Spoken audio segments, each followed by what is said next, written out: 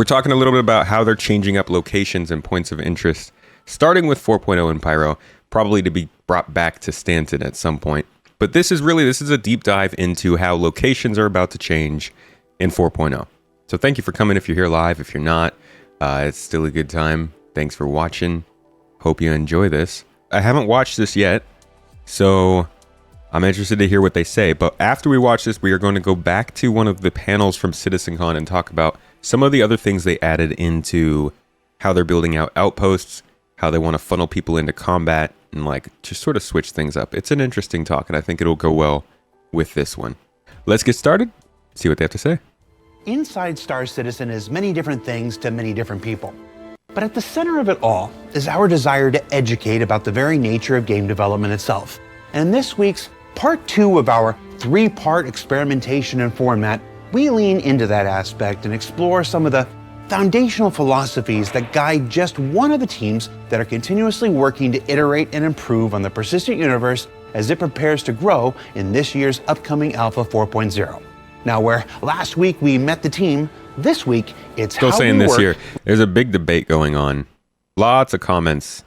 And I guess this is mainly coming from the renaming of 323.3 to 4.0 or to 324. But a lot of people saw that and thought that meant that 3.24 was getting delayed a bunch and that would push out 4.0 from this year. And at least their target is still this year. I don't know. I don't think that the name change of this patch meant anything in terms of delays, but there is a fairly big debate going on right now whether people think 4.0 will come out this year or will be next year.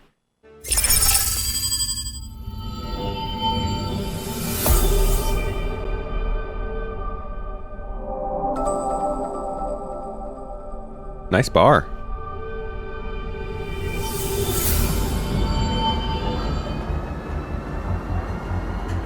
Well, level design, it's probably one of the hardest things to describe. Literally Khan is who we're going to watch on the next video.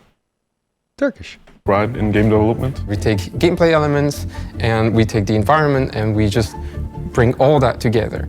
It is more than the sum of all of its pieces. You can't just kind of speed level design a forest log cabin. That's not enough. Like, what is the player doing there? What does it mean? Why does this thing exist in this space? That's new swag coming from one of the new factions in the game, Interstellar Transport Guild.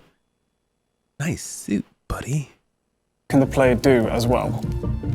You've got the environment art. There's your Crusader starter ship. Sorry. The art itself, this is not us. We have the gameplay teams that make all the gameplay elements, and this is not us. What we do is we take these two things, we combine them together and make a cohesive environment for you guys. Prison break route. We design the space itself, and we also accommodate everything that goes inside of it. A lot of the things that you use, like hangars, ATC, I hate to say it, transit systems. Elevators? Elevator rides. Is that you? Wait, you're responsible for the elevators? Elevators are our problem, yeah. People type out the worst stuff about these guys. If elevators are their job, people say some bad stuff about elevators. I know they don't work very well, but at least you put a face to the folks that you're telling need to go back to school. No, we're just a setup site. Go to sleep. Go to sleep. Go to sleep. If you die in the elevator, that's actually a problem from the coding side. We just throwing them under the bus. Is it possible in a sandbox game to have level design? Yes, because you have to consider all of the individual constituent pieces and why they need to exist together. You can throw anything in there. Get kind of a David Tennant vibe from that guy. You integrate the game, so you have conversations with economy, you have conversations with code, you have conversations with system design, mission design, and you have to figure out how all these pieces, again, stitch together. So there are 6 principles for good level design. First is readability. This basically means clarity in your environment. You're going to make sure within your layouts that everybody can understand where they need to go, what they need to do. All the affordances need to make sense. The typical one could be, I've got a door in front of me. How do you describe a locked door from an unlocked door? For example, you're fighting an AI and they can read easily the elements, the gameplay elements. You need to understand your cover space. You need to find the AI within the space. If the AI is in a black area, you will not see it at all. And this is very important for us. We really focus on this kind of stuff, and we make sure that anything you interact with within the environment, you can see as clear as possible. The next is flow and leading lines. It's creating a good composition of all these things, from layout, lighting, some props, a good mix of combat spaces or like combat encounters, and then time for exploration, and then doing a mix between both. We make sure that you're not going always on a straight line. We make sure that you're not spending 2 hours walking from one space to the other. In Pyro, you'll come across a lot more players as we funnel them into a certain space with a concentration of missions, for example, or things to do. You know, that is flow to us. On the flow level, that is higher on the chart. And then certain areas will be a bit more on the lower end of your See a lot of these leading like, lines as a compositional technique. See a lot of these like back entrances like this in space stations, and I do really hope that there's reasons to go into these areas and they're not just like extra areas to walk around in the space stations. When I was playing, there were a lot of them, but I didn't get to experience any missions that used them. Granted, that usually ends up coming later, but I hope with 4.0 we actually do see stuff that utilizes these locations. More on the lower end of your pacing. Leading lines as a compositional technique. Some examples can be you are following the cables from one interactable through to another area to interact with another element. You're being breadcrumbed along, you're being led along these leading lines. With Pyro Station, you have the core element, you have the arms pointing towards the center. It's a very simple example, but more on a larger scale. But we look at it also on a room basis. We're trying to direct you through to a discoverable place over here, or trying to direct you through to like a vent. We're using light and cables to navigate you through these spaces.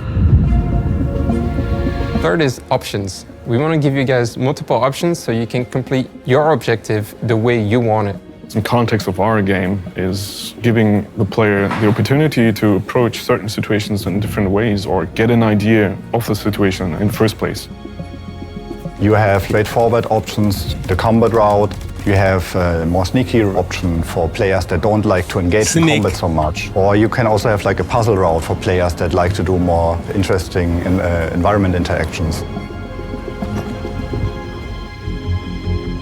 Then there is clustering. Clustering also falls into the compositional techniques, or more in the layout side of things. Clustering means that you start like bringing objects together to create something a bit more natural. You put importance on things by grouping certain things up into clusters. A specific Pyro example would be the outposts, where you have a big landing pad in the center, and then you have groups of clusters of buildings that are arranged around it, and they form like points of interest by themselves. We've not always been successful with clustering, but moving forwards into the future, especially with Pyro, we're taking a renewed effort to concentrate and cluster things properly. Oh yeah, cluster me, baby. Finally, there's scale and proportion. The Scale clustering is important. From what it sounds like they're saying, at least, and this is probably standard stuff, but the clustering is going to be cool because there's not really central locations in this game. Space stations, cities. That's it. Once you get outside of those, even the outposts are just very isolated. Not much of a sense of things going on. Even all of this stuff looks way more communicative than the outposts we have right now. Besides the derelict outposts, those actually do. They look a lot like this. And in how you vary it, if everything is large, for example, nothing is large anymore. We are the one that defines all the metrics for FPS, but also for ships. We're talking about ships that have a few meters to some ships that have hundreds of meters. And we need to make sure that the transition from A to B feels always smooth and natural, right? If you, for example, come from a maintenance corridor or a small little packed little vent and expose yourself to this big room, you'll get it more likely an aha moment. So we still have a very big open spaces, but condense the gameplay space a bit more. So the players don't have so much options to walk around, but still get like the sense and the immersion of like a big open space. Proportion is just also feeds into scale. So you can use proportions to be able to scale up, like what is kind of the background space, what is the foreground space, and what is the midground space of like what is immediately interesting to you as a player and what is in the background that's not yet relevant to you. So you can land at one outpost on Pyro 2 and you can see yourself in a sort of like habitation outpost village. Down the hill you can see there's a refinery area, but the main feature of this place that you were drawn to initially was this massive mining tower. So that's really important, and that's something they go over quite a bit here in this video we're going to watch soon. Kind of mentions it. Yeah, this might be something that we just come across naturally, but they're talking a lot more about that sort of idea of like, you get a mission and no, this is not the video. You get a mission and that mission comes from like an outpost, but they're not really telling you, oh, you need to take some stuff and go across the planet and deliver. They're telling you, hey, we've got a radio tower 2 kilometers away. Can you drive out there and repair it? Those kinds of things. We'll hear more about that in this panel that we're about to watch. But I think that's a really key part of the new stuff they're bringing in with Pyro and 4.0 is that the area itself is not just a single area. It's multiple small points of interest that can interact with each other. Hopefully be used for missions. The main feature of this place that you were drawn to initially was this massive mining tower. These become like your immediate foreground, your midground, and your background. But again, you can always come into your ship and go to this massive mining tower. Therefore, this becomes the new foreground. You're always orbiting it, you're transferring around. This becomes your landmark to orientate yourself around all these other spaces nearby. Why'd they flying the terrapin though? Why'd you even take that out? Traditionally, in level design, you start out with a pre-production phase. This is where we ideate, conceptualize, we gather references, we do sketches, we do top-down layouts of our brain map, put things together. We then go into white box, which is literally going into the editor, start mocking things up in 3D, creating the space, and defining where the gameplay elements are. We have a shop on the right, shop on the left, your elevator transit over here. We work at different scales at this point, and we define basically everything in the location, but with very, very basic shapes. And then we hand it over to art, so the focus lies more on art for grayboxing, making things more pretty, with us still having an eye on it to see that the original concept is still intact. And then finally we'll move into final art, and the level designers will be able to kind of keep all of these Yeah, them keep including the "Who wants some noodles" lines. locations, like the intent of the location is kept consistent. It doesn't veer off too much into suddenly it's too big or too small. This is the original design direction that we wanted from beginning through to end. Once a location is released, it's not finished for us because there's always maintenance and additions that we do. When there's a new functionality, a new gameplay coming in, we go in and we add them to all the locations. We retrofit the locations. So whenever there is a bug in the PU, we have to maintain these locations. So we would go into new babbage and fix AI placements or shops not working anymore. But mostly level design is also about coordinating with every team. So be it with like lighting, mission team, environment art, audio, Was narrative. that the graphic they from- work more or less Hold like on. in their pockets. I swear that's the graphic from the other space station. Every team. This little glowing bit, isn't that the graphic from the normal rest stops? Or is that just, am I just thinking that's something else? It looks a lot like it. So be it with like lighting, mission team, environment art, audio, narrative. They work more or less in their pockets, and then we try to keep an eye on like the big picture to bring everything together and look that everything is coherent and cohesive. What is important to us, or what we really want you to experience is a nicer flow in the stations. I think what we realized with Stanton is, you just take a ton of elevators from place to place. Kind of want to optimize that for you. Yay! Make it a bit more efficient so you don't spend a lot of time going from A to B. We are trying to bring, for example, the clinic and the habitation right away into the shopping area and trying to make it much more compact. At the same time, So we that's- really want to offer... That's something we talked about, was like space stations in the game they're like, feel so disconnected. You see the outside of the space station, super big, cool. I go and I land in it, and it's like 10 feet of space. And now they're trying to make it more compact, but the stations are still pretty big. Now, the inside of the stations in Pyro, from what I've played, are huge compared to the ones in Stanton. So they might be making the spaces more compact, but the actual area inside the station is bigger because They have mission locations, they have abandoned sections, and all other kinds of stuff. But I love that they're taking what they learned from these stations that we've had, and they're, applying it to their new model and making it better.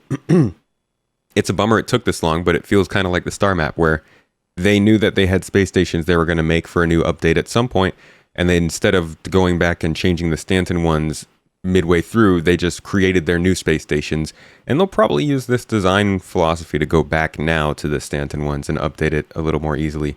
I hope, because Stanton space stations are going to feel old compared to that. Some good gameplay content within the stations, outside of missions that you can go into and discover on your own as you explore. We try to improve Pyro stations with all the lessons we've got from Stanton. And now for outposts, each location has to have its own identity. Like, does this outpost fulfill the need for a combat space? Does this outpost fulfill the need for like a social space? Does this outpost fulfill the need for like a puzzle space? All these factors come into play and come into consideration when creating a whole new location. We want you to be able to discover little points of interest around the outpost. It's kind of feathered. If you come across an outpost, there will be multiple sub-locations around it. Could be like, dude, that's so much better than what we've had. These are real points of interest, finally. Villages around it. This could be derelict settlements that are abandoned and you have to go into and can find potentially loot in. And once you've landed your ship, you are no more than a short walk away from the main reason you've arrived at this outpost, which is to trade. We want to encourage the use of ground vehicles to be able to pick up your cargo that you bought from this place, load up your little Drake mule, drive it over to your ship, load that ship, and then fly out with your goods. We wanted to create a location that... Listen to that again. Can find potentially. So did they say they want to make the...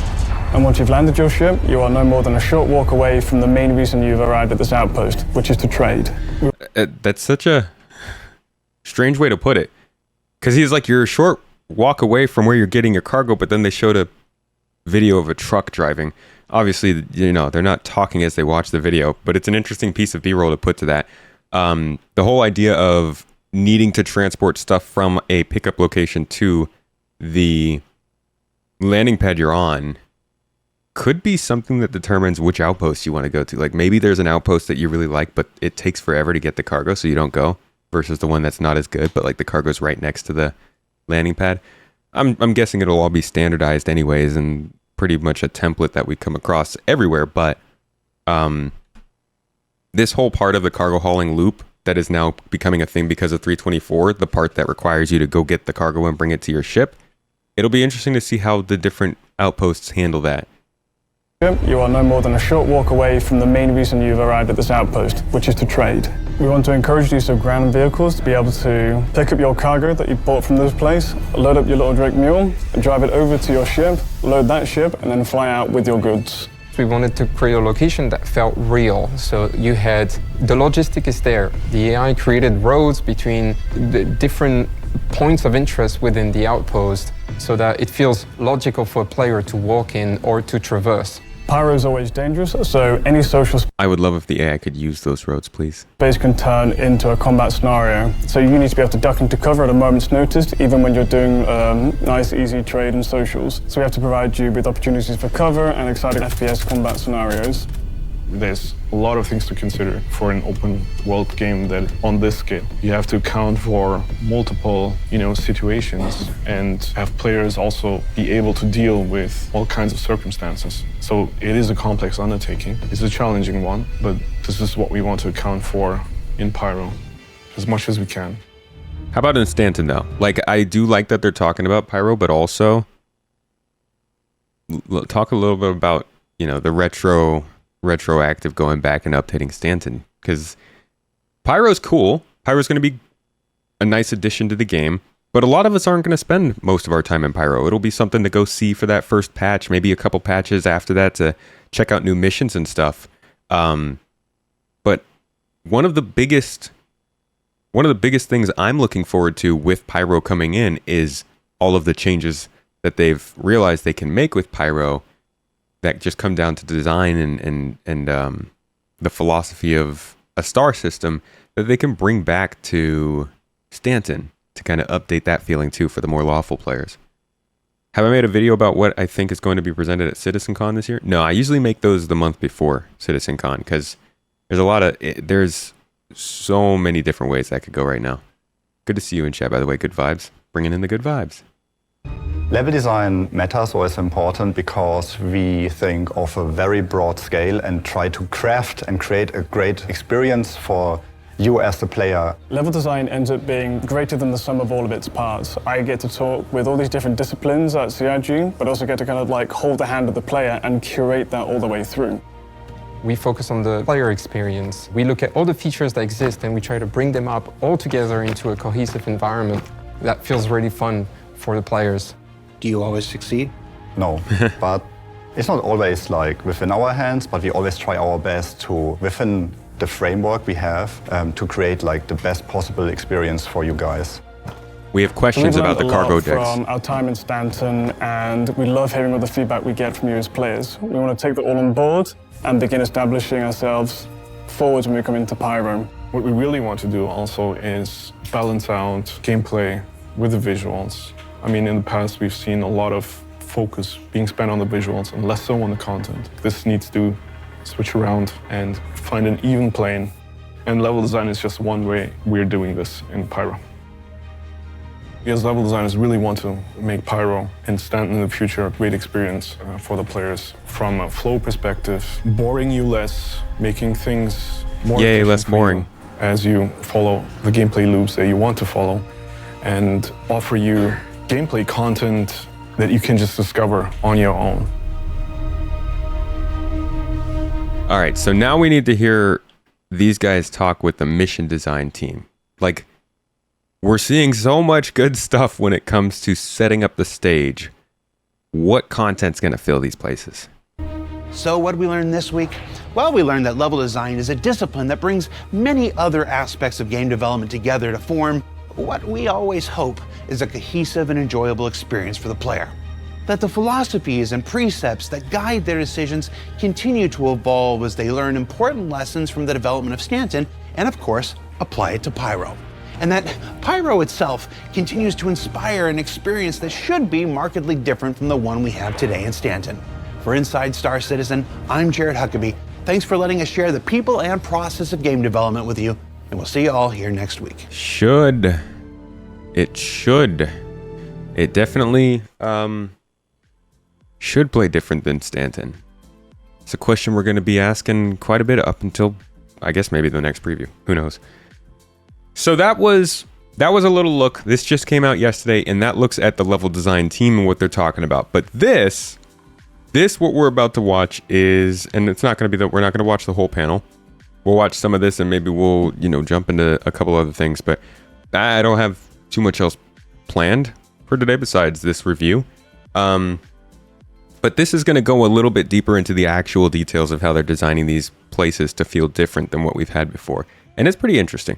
I will give you an introduction to our locations when it comes to the design, a high-level overview of the design of our locations. I'm going to describe you the processes of our workflow and the goals that we aim to achieve. So, to break down our Felipe. process a bit, this is what What time is it over there? very high level, but it starts out with a pre-production phase, an ideation phase. Here everything starts out in the mind. We bring it down to paper, sketch, write, formulate a plan based on our overall design goals. And then it moves on to the blocking stage. You might have heard of this, like the white box and gray box phase. This essentially contains all of the gameplay. Wait, I feel like this is actually the same bar we saw in this video. Almost the same bar. When they were putting it together. Where was that? Here. It's like the same location, no? You got the 3 seats down there, you got the cables coming, the 2 decks up above. Yeah, it's the same location. It's just an Easter egg, it's not that important. Final product. Basically, Easter egg. The way it's meant to be played. And we test this out with a lot of iteration and, a lot of testing. And it's basically, the white box is not in a stage where it's presentable, but that comes now. So on the right, as you see, the food court that Adam is going to be showing you later. This is the final product, VFX, lighting, and everybody had their pass on this. And level design or other designers still maintains the space and makes sure that the systems that get created are being retroactively implemented. All right, so one key aspect of game development in general is the balance of narrative, visuals, and gameplay. So all these interplay, they interconnect, and it's the foundation that runs through all game environments. So it's important to communicate context. And here in this draw over, you see that narratively, we see sort of a dangerous environment. The spiky shapes here are sort of threatening. We see defensive structures. We can expect some enemy NPCs here, but it's also an old village. Maybe there's some exploration, some loot to be found. And then what's also important is communicating goals. So goals can be the pathways that you take, the gateways that bring you from one step to another, and so on. Hey, whoops. Yep. I don't know. I get Shadow of Mordor vibes from these outposts. Okay, since we're a sandbox game, accommodating playstyles is pretty important. So playstyles meaning going guns in blazing, shooting at everything and everybody, going more of a stealthy, infiltration-y pathway if you wanted to, but also all the social aspects that you know from Stanton. And to do this, we established So one of the core design philosophies is granting the player the freedom of choice to do what they want to do at any point throughout their experience. And we do this by establishing or defining multiple pathways or archetypes that we call primary, secondary, and tertiary pathing. So the first one is pretty straightforward. In a social setting, you have the goal right in front of you, and it's a single goal, such as here in the Habs. In a combat setting, this is very exposed, so it's dangerous to traverse this route. Where it gets more complex is when you have, such as with this outpost here, when you have multiple goals that can be equally important to the player at any given point. This is where we need to have a bit more design put into it with, for example, the landmarks that serve as orientation points. So to help you orientate yourself wherever you are in this location, and leading you to these locations by utilizing shape language and composition. The second path is, these are secondary pathways, so these are alternative routes, and these are options that are offered to you as you traverse the area on the primary path, for example. And so you may know this as a tourist when you go to a new city and you look around the corner and you see an alleyway that sort of looks nice, and it evokes your curiosity and you want to investigate. In a combat setting, these are covered approaches or opportunities for you to flank the enemy to get to your goal, which could be this building on that sketch. Or you could just fly a spaceship in and jump out of the back of it on top of the building and go from there. No, the turrets, I'd hope. Open spaces, when you have... Or one of these, just use this as a wrecking ball, knock some ships out of the sky. In a combat setting, in open spaces, you tend to be a bit more stationary because you want to feel more secure, unless you're in a vehicle. The third path is tertiary pathing. So these are more hidden infiltration routes, especially discoverable throughout the rundown stations that Adam will be presenting later on. And these are mostly discoverable to the attentive eye. You can explore these, find loot, or different routes to traverse through the station. Environment interactivity. You might have seen this in a previous presentation. It's very important to ground the player to their environment, offering them ways of interaction, being able to change the state of rooms, to toy with the AI, or just simply being able to unblock your pathway. Where it gets a bit more complex is when you talk about resource network systems, such as in day one when Torsten mentioned that we are planning to implement this as well in locations. And this will allow the player to engage with their environment in different ways. They will be able to power up or down entities such as turrets, gates, and doors, and also alter life support systems. And also this ties into security systems. So being able to power up or down certain sections of a security system. And security systems in turn will be dependent on security tokens that you will be able to grab from other NPCs in your environment to then gain access to other terminals, to security terminals or other areas. Reputation is a big topic for us, especially with Pyro. So reputation, what does it mean? It means that it's basically your standing, your relationship with factions, and factions are the UEE in Stanton, or outlaw gangs, especially now in Pyro.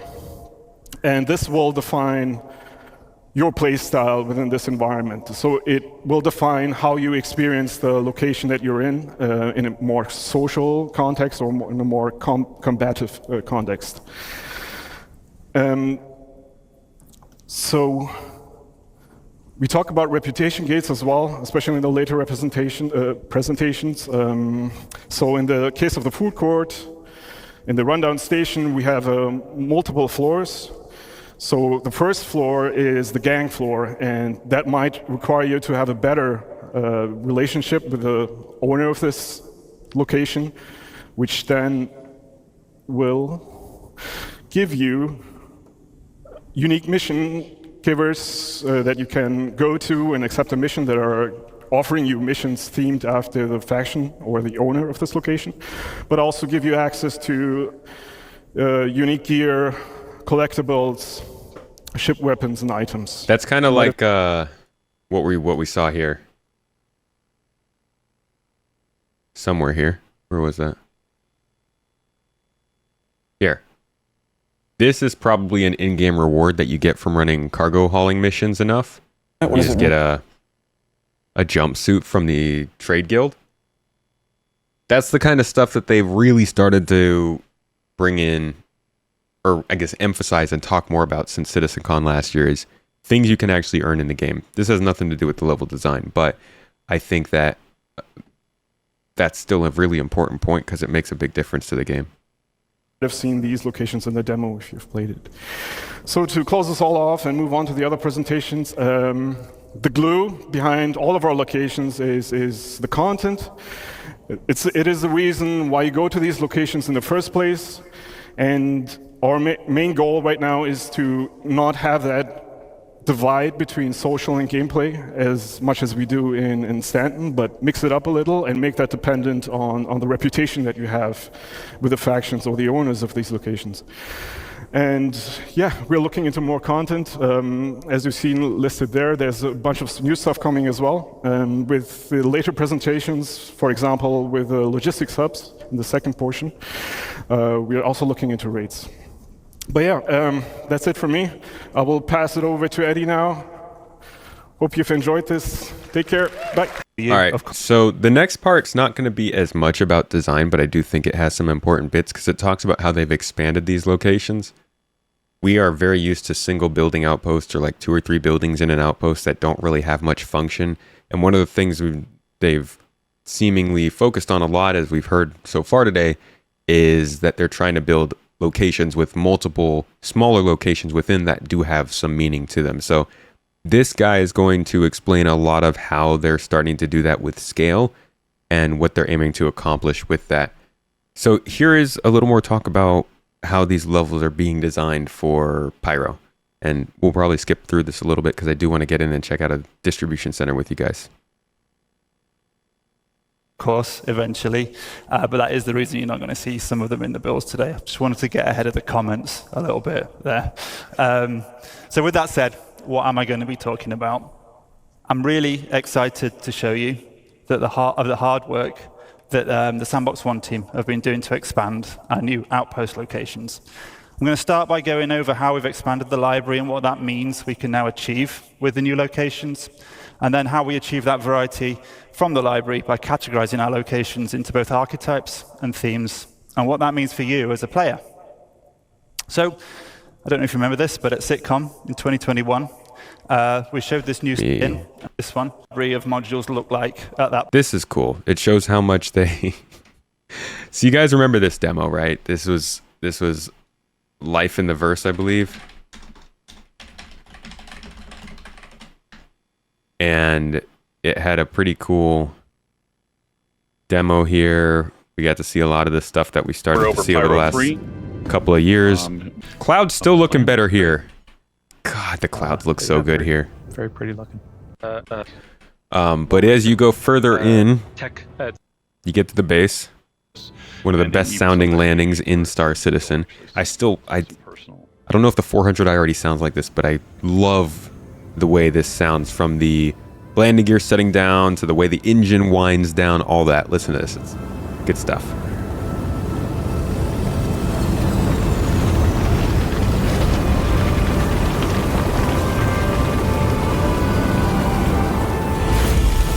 That was a really good approach from James there. Good landing. It's good times. 3 out of 10.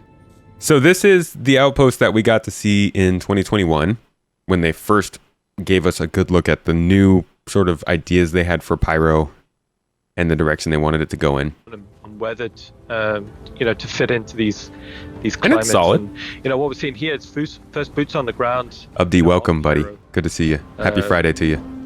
I think it looks great, especially in contrast to what we're seeing here is like actual AI on the terrain, walking about, going about their business. And is that an AA turret there? It is. And radio comms towers and all these other elements that we want to make sure that are interactive for the player and allows them to go and explore or use to their advantage. We want them to be able to interact with these different items. Here you can see various outpost modules. To the right there, we've got the garage unit. You can see the infrastructure on the roof. Yeah, this large, the skin on the 400's in the game. Archway here kind of signifies, the main entrance, the primary entrance to the main social module. I think the airlocks look great. Fits in with the art style beautifully. What's up, Papa? The team did a great job on this. Papa Gamer. And then we've seen the concept art previously in the day, and then here you can see it translated in game. And I think it absolutely looks fantastic. Yeah, I love these locations. They've got, everybody keeps calling it out, but they've got a very strong vibe of the kind of frontier locations we see in Star Wars. And I think Star Citizen's doing a great job of building itself a design language that diversifies between systems, but 10, 15 years from now, when they've built this stuff out and it's very noticeable in the game everywhere you go, will Star Citizen have that significant recognition in the popular world and in pop culture that they're pouring so much money into building out these designs, into putting a lot of effort and thought and money into making an IP that's strong, that has a lot of different elements. I mean, if you go back here and just look at all of the design work they're talking about here. And this is not just, it's not small stuff either. This dude is, hold on, looking for, oh no, I'm looking for the space stations segment, huh? So a couple of these people, I don't know everybody, but this guy in particular I know. I believe he's former Ubisoft. And there are a few people in the Montreal studio who came from big studios like that. But you see people from all over the industry coming into this game. And they're putting a lot of effort into bringing in good talent and building out something that is recognizable. And I hope it pays off for them long term. 10 to 15 years from now, your unborn child will be a teenager. Well, I mean, what were people thinking when they were making Star Wars?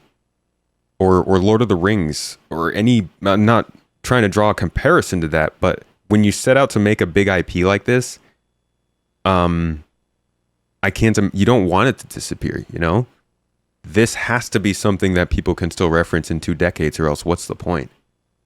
So 10 to 15 years, 20 years, 25 years, however long it's going to be. Like if I was putting this much work into an IP like this, I would want it to persist that long. I'd want it to have a name and have recognition for that long in the same way that, Halo does.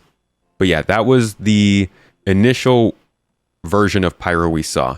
So looking at, how much they kind of built there, the collection we saw of buildings and interiors in that demo, and then listen to what he has to say about the expansion there. Between each one.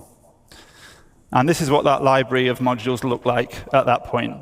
We'd established our main building modules as well as some of our larger buildings and a number of smaller secondary and dressing and standalone modules. But each outpost couldn't be too large without there being some obvious repetition between the modules used.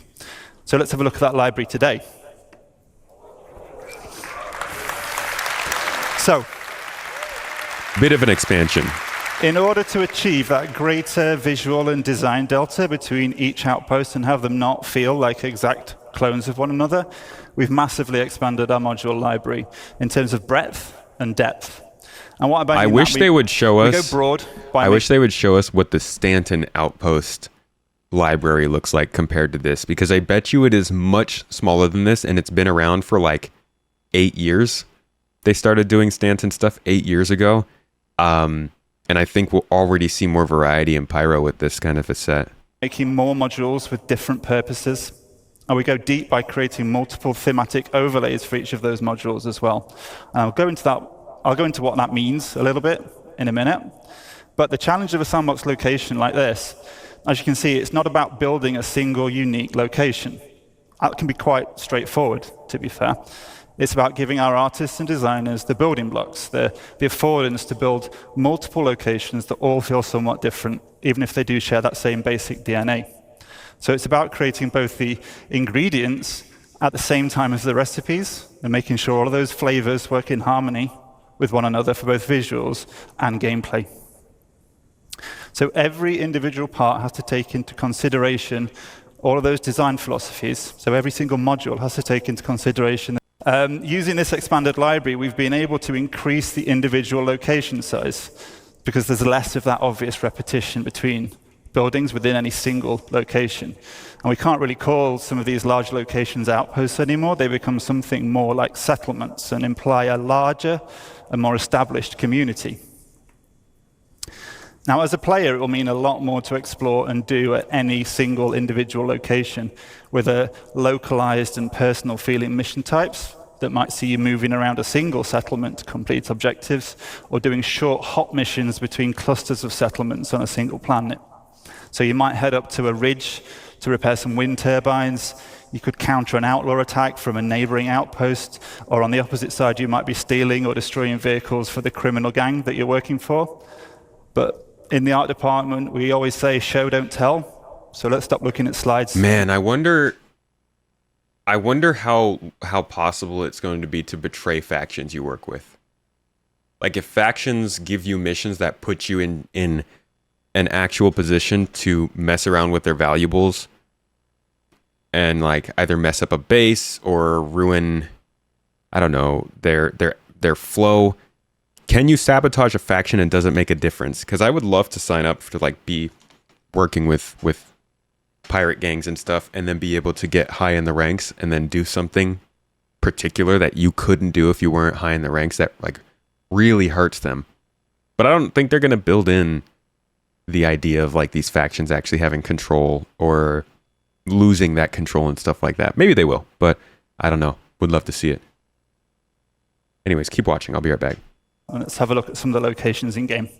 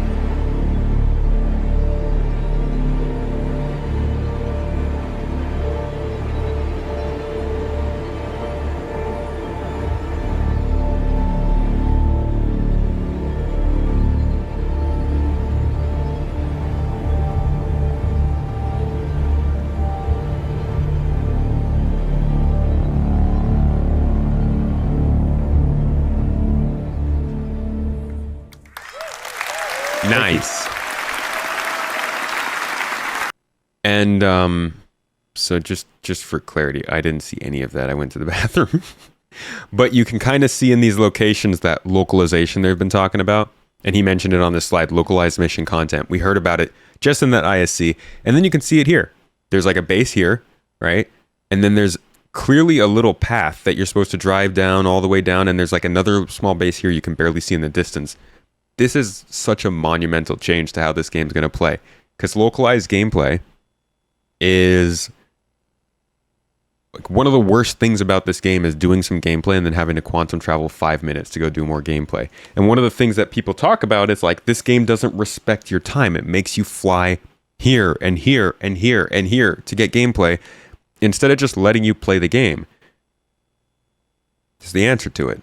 And it took them a long time to start doing it, but it looks like with Pyro, that's where things are headed. So, what flavors of Outpost did we just see there? Well, we categorize them in two different ways, as I said, and then we mix and match those categories together to provide that variation. Now, the first and primary category is the archetype, and they provide that core gameplay hook and define the main function of a settlement. So scrapyards have a landing pit module for repairs and refueling. Mining operations can have a refinery module and ore extractors for resource and commodity trading. And trading posts themselves allow a broader range of item purchases through the dedicated trade building module. I would like... So, I would really like for them to give us an actual list of the archetypes. I don't know if this is supposed to be all of them. Trading posts, scrapyards, mining operations, cargo, salvage, and flora and fauna. What's the difference between salvage and scrapyards? Any takes? What's the difference between a trading post and cargo? Is cargo specifically like work-wise, and then trading post is like you're shopping? It'd be nice to know if this was an actual list of them or if they were just giving examples here or what exactly that is. Repairs and refueling. Mining operations can have a refinery module and ore extractors for resource and commodity trading. And trading posts themselves allow a broader range of item purchases through the dedicated trade building module. And I mentioned earlier some more like general mission types that you might find that would be agnostic of archetype. And the archetypes themselves reflect that primary gameplay function of a settlement, but there's also a middle layer. Of course, we don't want these locations to just be a glorified shop or repair station. So there's to be more secondary activities to do locally to an outpost that are also defined by its archetype.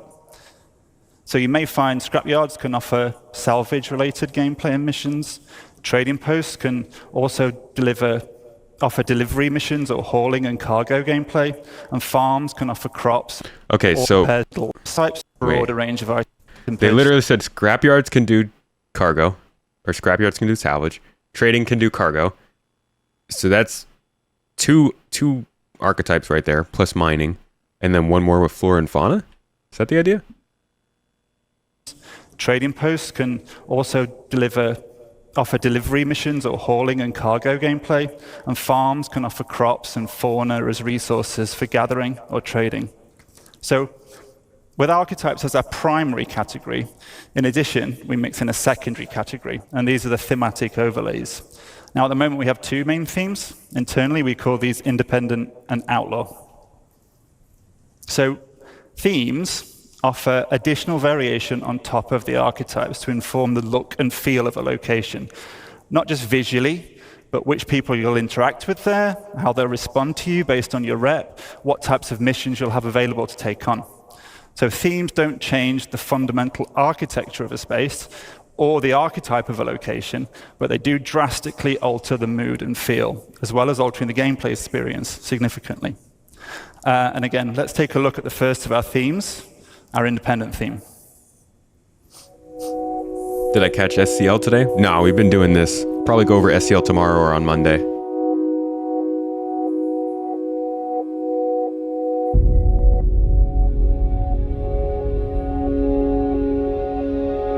Jeez, these look so much... The locations themselves look so much better than what we have now, but I can't help but think, like, how much am I actually doing in this room? Do I get to interact with anything? Talk to any of those NPCs? Questions.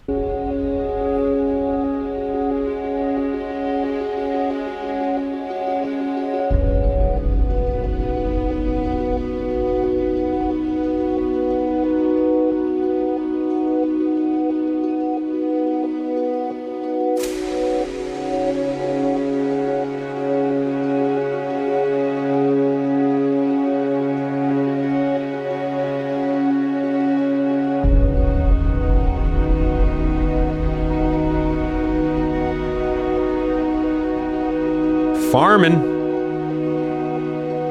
There will be farming in this game, by the way. Oh, a bar fight? Yeah, sure. Yeah, totally. Cool. Thank you. Why can't people just put things back where they found them? So, as a neutral player, the independent theme presents a much more social, visual, and gameplay experience. The primary visual read across both themes, so across both Outlaw and Independent, comes from those common architectural forms, and they're generally all more rounded and soft in shape, and the building manufacture techniques are more robust and primitive, with single-story dwellings built from stucco and bare metal. But for this theme specifically, we use soft textiles, warm lighting and color palettes, foliage, decoration, that layer on top of those utilitarian structures to give that sense of home. And I use the word home for our independent theme quite a lot because we really want to get that feeling that this is home for the people that live there despite those harsh realities of frontier life. And in contrast to that, we have a theme that lies in a direct opposition to the independence, which we call the Outlaw theme. So let's take a look at that now as well. But, like, we got to see one of these for Stanton, man. Outlaw and independent, sure. What about military or corporate theme? Like, what's going on with Stanton? I'm sorry. It's kind of weird to be looking at Pyro and be like, what's going on with Stanton when we don't even have Pyro yet? But this gets me more and more interested in what's going to happen in the system where I actually play. Pyro's going to be like my every once in a while kind of place.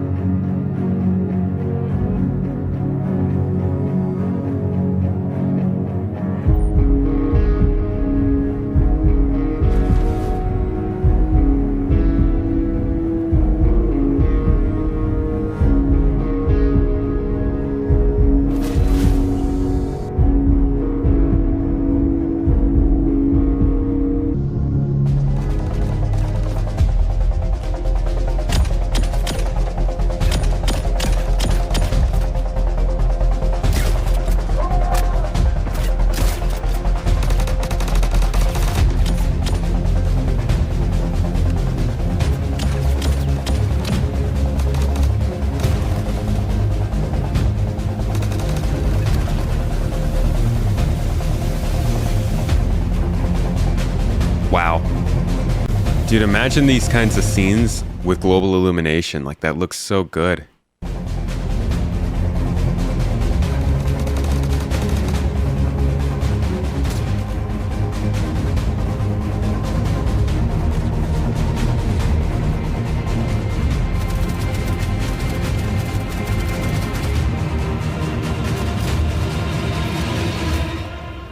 Oh. Okay, if I know anything about Star Citizen, this grenade totally would kill you.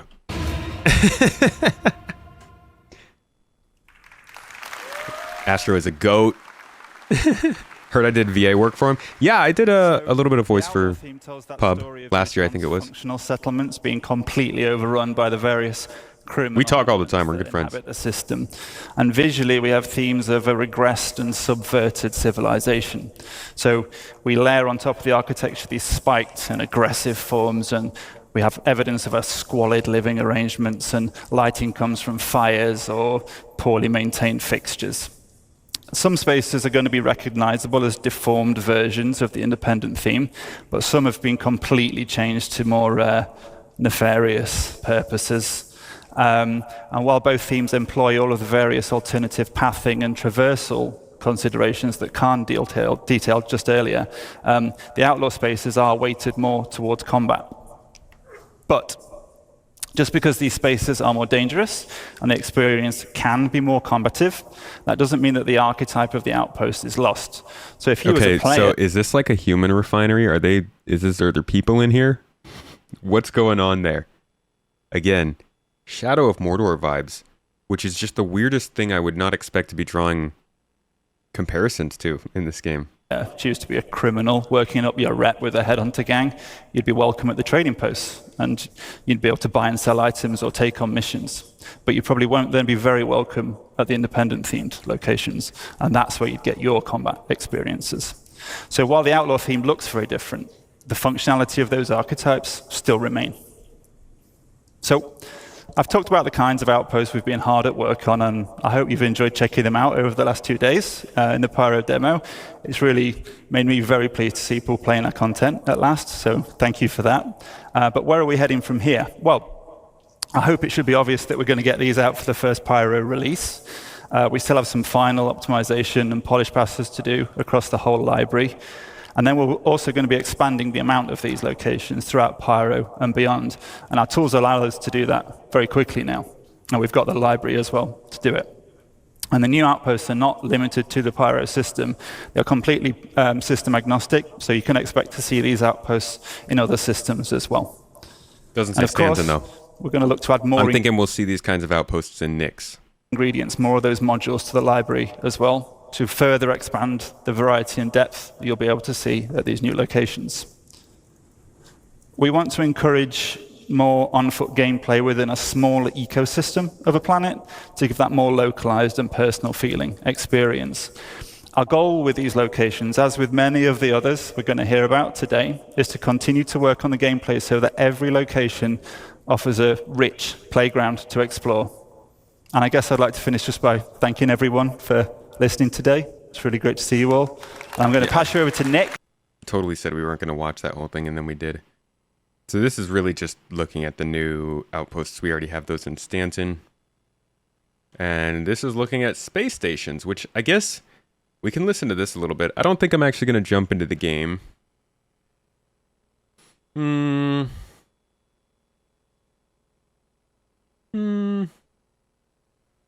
long is this? About 10 minutes. Let's see. This is about the space stations coming. So this is another thing that's going to change a lot with 4.0. They have been working on space stations for a while. Like, we go back to that 2021 CitizenCon, and you'll see this guy is actually telling us about the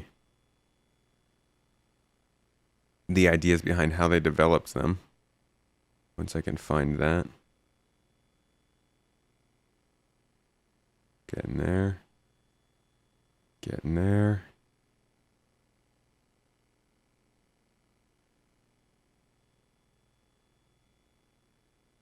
No, this is talking about outposts. Space stations are back here. Yeah, here we go.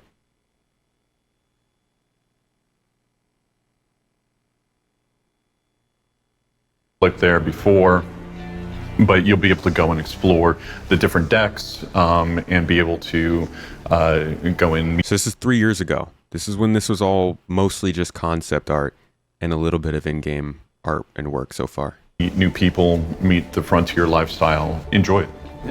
Okay, so before we go to the inside of the stations, we're going to jump now to Eric, and he's going to go in a bit more detail, the concept development process taken when looking at the exteriors. Hi, I'm Eric Gagnon, Principal Concept Artist on Star Citizen. The goal of that initial step of sketch development is to create something... So Star Citizen, they've acquired a lot of good talent in Montreal. This is one of the guys. Not invited. Dangerous, damaged by asteroids, and surrounded by floating debris. Hiding place for outlaw, looks old, decrepit. Lawless, no security force here. Approach at your own risk. Industrial look, messy, but not abandoned. Some parts are wrecked, but under repair and relooking.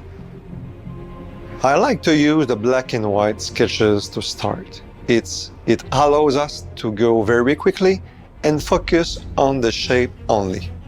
Okay, so that's First, interior is more interesting. exterior concept phase excites you as much as we had fun to create it. Thank you. Thank you, Eric. Looks great. That's the exterior. So right now we're going to go from the outside and we're going to jump to the interior.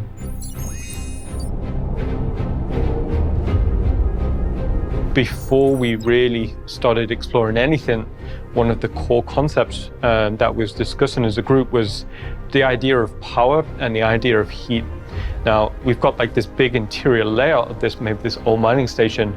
How would they have adapted the space? You know, they would have, right, okay, we need power here. Okay, that will create heat.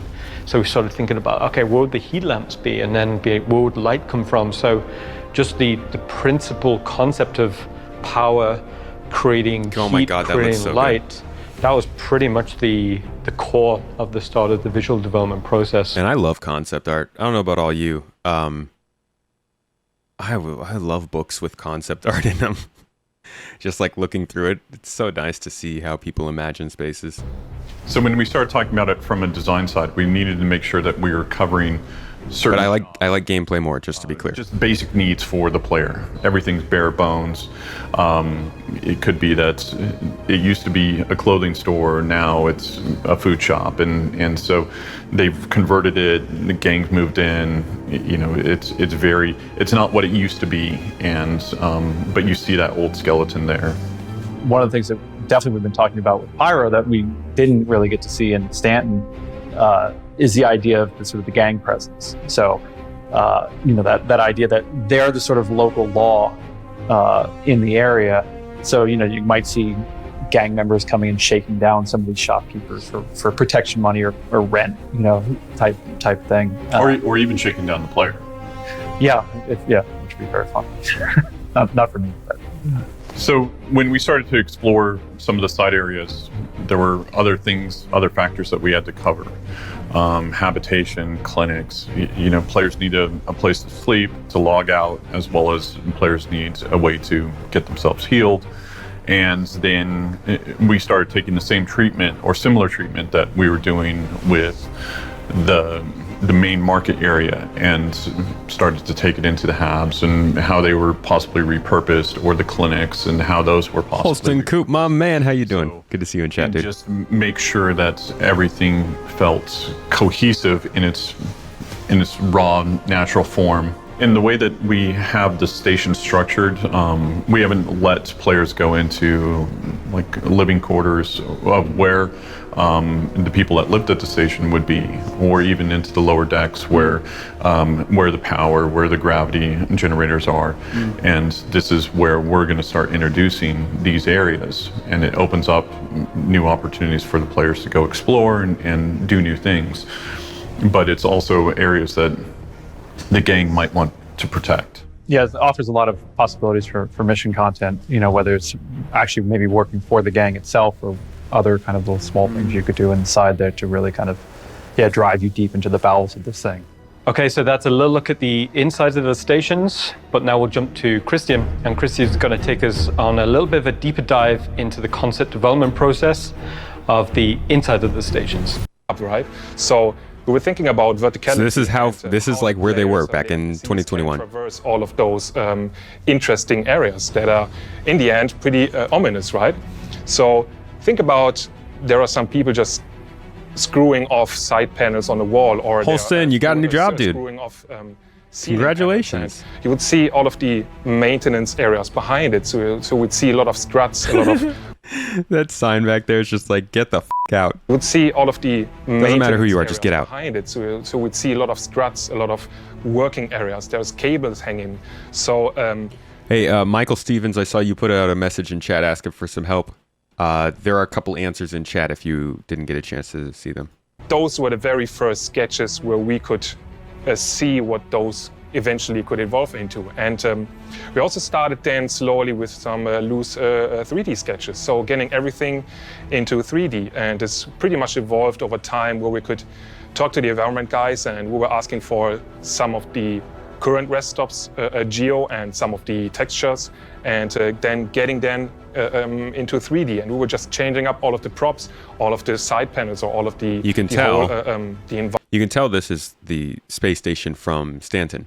Like, this is the food court from Stanton. You can kind of see what it looks like down here in the corner, but clearly they're taking those same space stations and using them to save some time on developing the base level before they edit it and make it look like, you know, something that's old and decrepit. environment. So we could, looking back at the references, then convey this feeling. We could introduce more dirt. We could introduce some damaged panels, side panels, and pretty much explore this side area, right? And the big advantage of this is that we can make the environment how we like. So one thing that we did is like kill all the lights because we don't need lighting. We want to create our own lighting. And this is what I said earlier. The current rest stops are super bright. They're family friendly. But now we want to make it ominous. We want to make it dark mood. We want to make it super dark with the players like always feeling kind of in danger, and especially with the gang members in mind, right? So this would allow us to create one of the very early, or one of the earlier 3D explorations, which then lead to one of the final concept arts, or the final implementation of this. So when we were at the point where we were kind of okay, or where we thought like, okay, this is an environment that we want to see, then we took care about the last 20%. So the last 20% in this case means having a final render and painting over. So we were just painting over in Photoshop and doing some more refinements for the mood and the lighting. We were painting in some of the decaling and some of the graffitis, because it is ultimately easier to do all these things in 2D than in 3D and caring about the materials. So we were able to just refine the final concept in this regard. And this the wasn't most obscure a straight details that, like, as a non-artist, I would just never even consider these things that they're doing. straight process from A to B. It was an iterating process. So in between, if you're looking at some of the other concepts, for example, the barriers, we were at one point thinking about what would happen if we introduce barriers that the gang members then would set up on one point. So what does that mean for you as a player?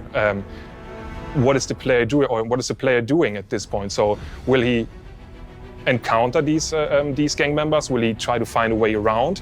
Is he going to use some of the ladders or the underground vents, for example? So we were changing the concepts here and there, more or less. And this leads to, in the end, having a nice variety of concepts, or different types of concepts that we then could cherry pick the best parts of it, or in other teams, the environment team, the design team could cherry pick the best ideas from those concepts. And this was pretty much a rundown of the concept development for the Pyro space station's interior.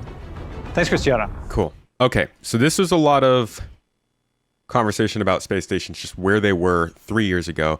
Now here's kind of an update on them just this last year, talking about what, like, that was a lot of concept and design talk. This is now taking that same talk, but applying it to what the actual game's going to play like, and thinking about the mechanics that they're working on or have already put into the game in the last couple of years and how those affect the gameplay. So this is a much more realistic look at space stations, but again, just an important change in locations going into 4.0 that hopefully translates back to Stanton at some point. What are Pyro rest stop stations? Well, these are stations reinvented. These have new themes, archetypes, and gameplay to support new and interesting experiences. Aside from the social aspects, there is gameplay and exploration on the location. I've hoped you had a chance to play the demo over the past couple of days. I know I've spoken to a few of you. It's pretty good, right? Yeah? It was a sneak peek of our current progress. Let's kick off with an overview of the Pyro system. For the Pyro system release, we plan on 6 planets and 26 stations, including jump point stations that connect for Stanton and future systems such as Magnus. Rest stop stations are either in rundown or abandoned states. Citizens of Pyro, the Rough and Ready Outlaws, and Xeno Threat may control these. Our focus today on the Rough and Ready owned Pyrotech Amalgamated Fuel and Resource Station, Planet 2, Lagrange Point 4, otherwise known as Checkmate Station. Checkmate. And as somebody who has gotten the chance to try out Pyro, I got to try it at CitizenCon. These space stations are huge. Like as much space as a landing zone, if not more. It's quite impressive. And they have missions on them. You can run missions in the space station itself.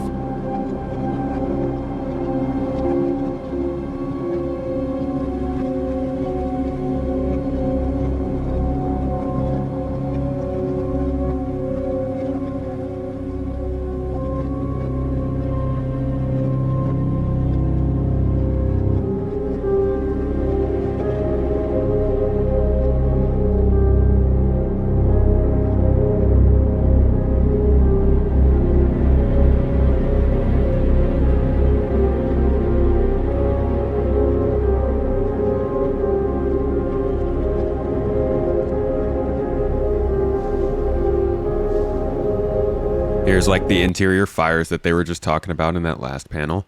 The way that heat is kind of used to control the attention of the system. See a lot of the stuff they were referencing in here.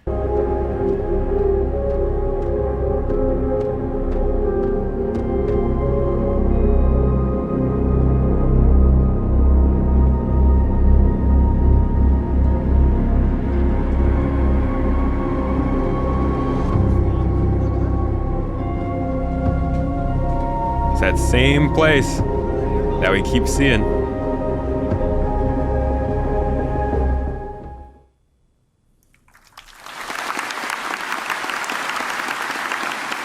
Yeah, when I got into this game, I was in college. Now I'm in my 30s. To create a richer experience from rundown stations, we have 3 key points. So increased reputation gives you access to new areas, unique gear, and mission givers. It also relates to basic functions such as the hub clinics, which need at least a neutral standing with their owners. Combat can take place anywhere, including social areas. Numerous options for environment traversal and enhanced environmental interactions. We aim to include new substation areas such as the workers area, lower deck, and maintenance areas. These areas will offer unique content, more environment interactivity, and interconnection between areas. Our journey begins when the player arrives in the entry deck view room. The entry deck serves as the first barrier between the outside world and the interior of the station. Some inhabitants are prevented from going inside and are stuck here with no means of getting out. Slums are formed beneath the bridge, smuggling routes established. Some shopkeepers will sell you water and food on your way into and out of the station. Let's have a look.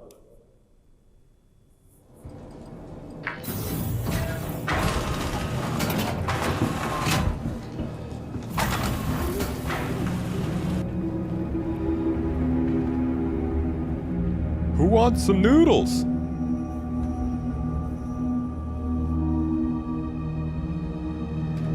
That one line, this gets me so freaking excited for the alternative world where the ownership of the station will actually change based on what you do. That would be so cool.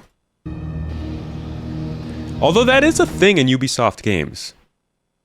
And a lot of the development of this stuff came from former Ubisoft people. Not to say there's any connection there, but I wouldn't be mad if we could change who owns these space stations. That'd be cool.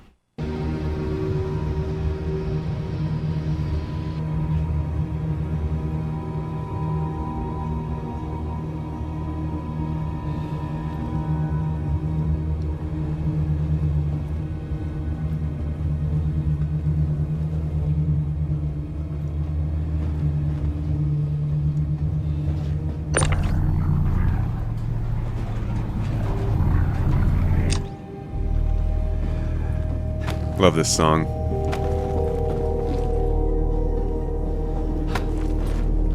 Can an orc take over a station? I guess, if you kill everybody, yeah.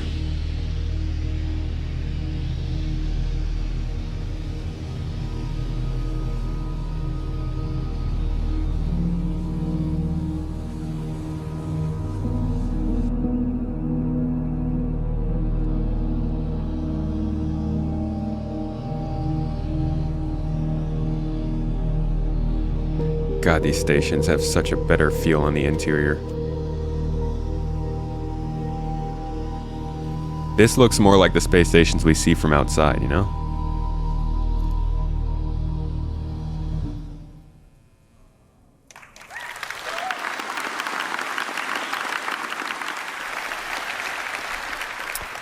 Khan touched on reputation earlier. Let's see how that is applied to the stations.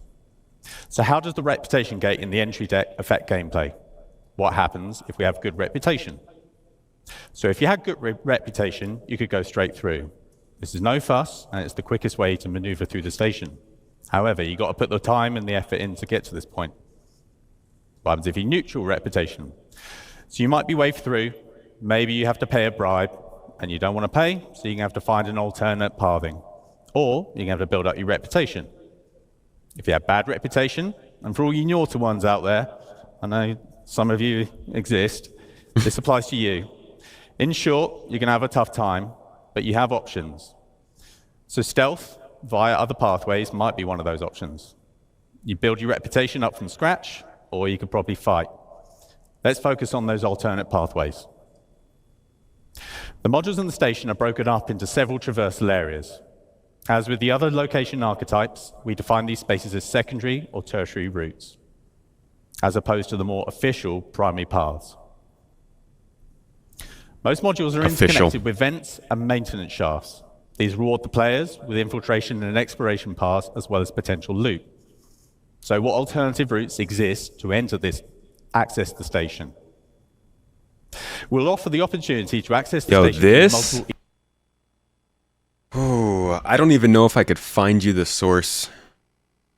I think we went over this when I first covered this during CitizenCon. EVA entrance. Let's see if that gives us the proper thing. This is old. This is coming from something maybe not that old. So this is this is 2020. Up in the space above our corp in and ISC. throughout the Stanton system, concept artists are working out new EVA access hatches for space stations to support the upcoming Look at this. EVA mission. Isn't that basically, yeah, that's like almost exactly what they ended up going with, which makes sense since you know that's their art. Intended to take players out onto the surface of these mammoth structures for investigation, repair, and potentially even combat. We'll learn more as the feature develops. So yeah, I think Access hatch. EVA. This was something I got really excited for back then because I thought, I mean, have you guys tried to get into a space station EVAing right now? Because you can't. You have to have somebody in a hangar open the door for you, or you have to land on a pad, which, you know, the pad makes it easier. But before they had landing pads out there, it was really hard to get into a space station. So I thought this was going to be like a new thing they brought into the Stanton stations to bring in more functionality and opportunities. We never saw them.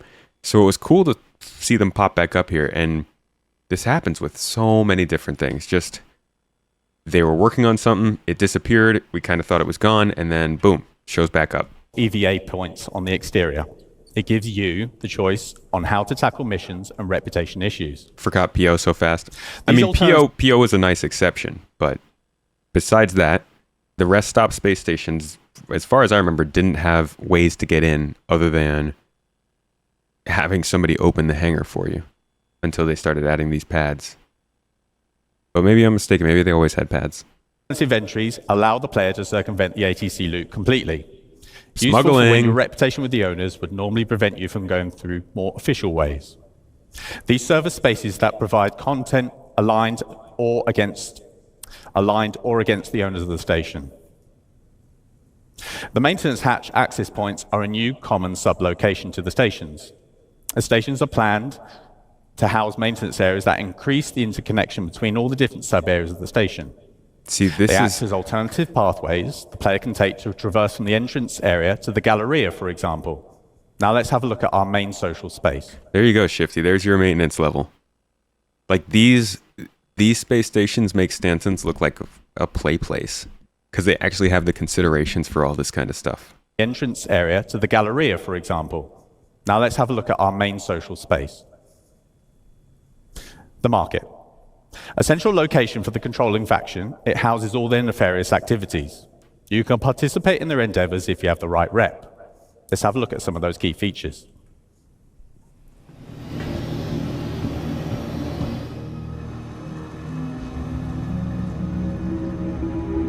Oh, I'd like to have a ground base in this game. More variety there.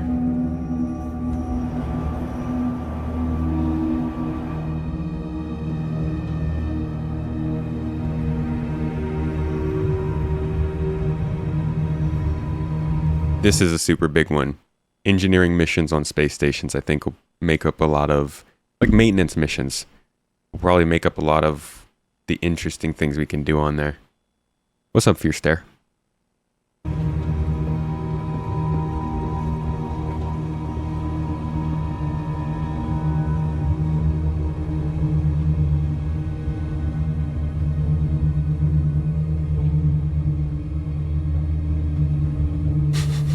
They're like, look, you can eat it.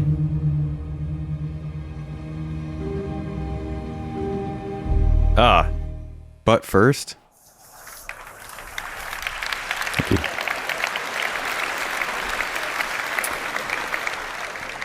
So the market is a social hub and a good example of mixing social and gameplay space, as mentioned by Khan earlier. Another reputation gate can be found in the market. The ground floor is open to the common public. The upper floor is reserved to rough and ready outlaws and their associates. If you have increased reputation, you can access this area, which gives you access to premium items, top-tier mission givers, and access to new areas. We plan to house mission givers in both tiers that will give you unique jobs to further your reputation and fame across Pyro. Now let's have a look at another theme. Abandoned is a new, non-social location theme. Let's have a quick look at the current abandoned area on Checkmate. This is another thing that they introduced a long time ago on the roadmap, I think 2019, and then it disappeared. And it was like, okay, what's going to happen with these? And they were probably like, why would we make abandoned ones in Stanton when we could do it in Pyro and it would make a lot more sense? I do hope we see some small space stations abandoned in Stanton, though.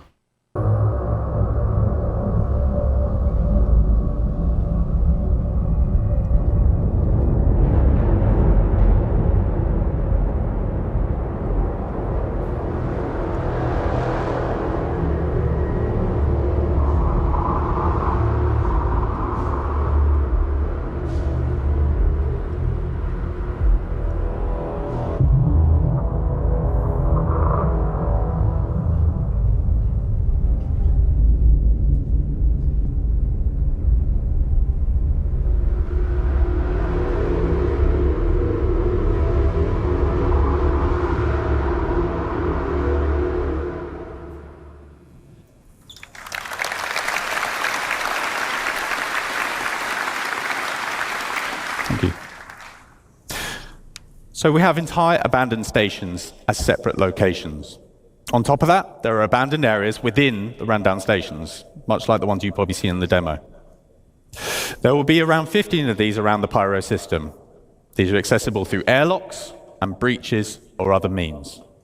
We aim to enhance all the space locations. So 26 space stations, but 15 abandoned locations amongst those space stations. So even though there feels like it might be quite a few space stations, remember that the system itself is more than twice the size of Stanton.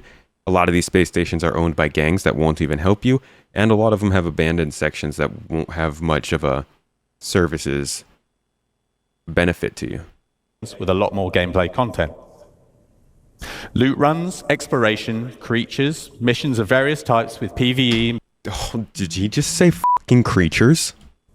Loot runs, exploration, creatures, missions. What kind of creatures, sir? Like, I might actually just not go. If they're about to start dropping creatures in to space stations without saying anything, I may just not ever go. Oh my god. Who knows, though, what they mean or when that happens, but the creatures would be cool. I don't think they're talking about the worms, because those weren't in the abandoned section. That was in the regular space station section. He's talking about the abandoned space stations now. Facehuggers. Hey, let's be real, okay? Star Citizen has brought out a ship that harkens back to the X-Wing, and I know it's not based on the X-Wing. Obviously, there's a lot of differences there. But the X-Wing and the other ship from that one fiction IP that looks kind of like the Scorpius.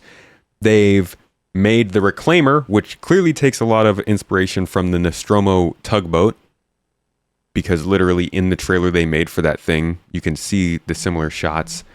Actually, I might actually have that picture somewhere. I did. I knew I made this. Look at this. Look, wait. Oh, stop. Okay. Too many Reclaimer stops. Stop it. Yeah, they're not shy about the MSR coming from inspiration from the Millennium Falcon. There are so many references to pop culture in this and other popular science fiction IPs. I have no doubt in my mind that they're going to put together some kind of an alien that is reminiscent of facehuggers that is terrifying and I never want to encounter. This comes straight from the trailer for the Reclaimer. Like, you get very alien vibes from this shot. I don't know if I put in the other shot here. This might just be all of... Yeah. So this is basically a whole segment that looks at the Reclaimer when it was first coming out. But if you look at this shot, and then you look at the shot from Alien, you can see that they were kind of going for that. Maybe I'm a conspiracy theorist, but this is a conspiracy I'm willing to sit with. Because then there's also like the interior of this ship has that same sort of padding and just overall vibe that you feel from Alien. I mean, Reclaimer, going for that vibe. So, creatures in the game. Okay. All right, then. It's already a pretty creepy game when you get into the gameplay content. Abandoned areas. Loot runs, exploration, creatures, missions of various types with PvE and PvP content, just to name a few. We're also laying a focus on environment interactivity with potential retrofitting of occupied stations. With the future addition of security systems and the resource network system, we will have the means to further improve the experience within these spaces and offer new challenges. With power, life support, and gravity playing a key role to give the player a unique experience, especially in abandoned stations. So, what do Pyro rest stop stations bring to the game? So lots more variety in space stations, with more gameplay opportunities within a station location. Opportunities for exploration, hidden areas, multiple options for access or traversal. These are faction-owned, and reputation will affect the location and gameplay. These feature lots of new mission opportunities within social space and multiplayer opportunities for combat on location. So I hope you have enjoyed this sample of what stations will offer and had a chance to have a go on the demo the past couple of days. That concludes the Living on Edge presentation. Thank you for your time. Thank you for your time.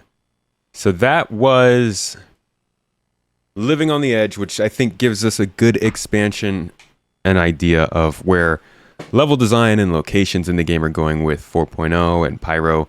And it's a lot. I mean, what are the main takeaways we got from this? I think the biggest ones are that they are focusing on compacting the area that we have gameplay now. They want players to be able to do more things in a single space or in a small area. That is super important, and I'm happy to see them doing that with Pyro.